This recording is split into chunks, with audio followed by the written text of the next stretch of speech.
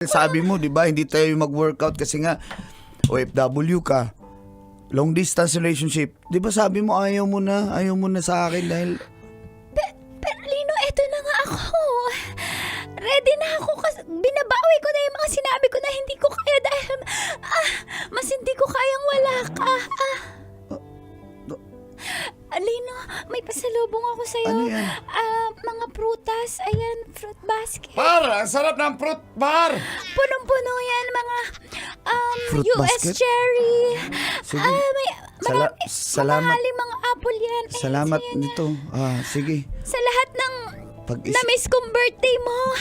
At dapat masa rin natin. Ito yung peace offering ko sa iyo. Ikaw lang ang binigyan ko niyan. Sige, salamat. Pag-isipan ko ha. Pasensya ka na pero nasa Sana trabaho mabilis pa mo ako. mapag-isipan dahil Lino, ako na yung lumalapit. Ito na yung sign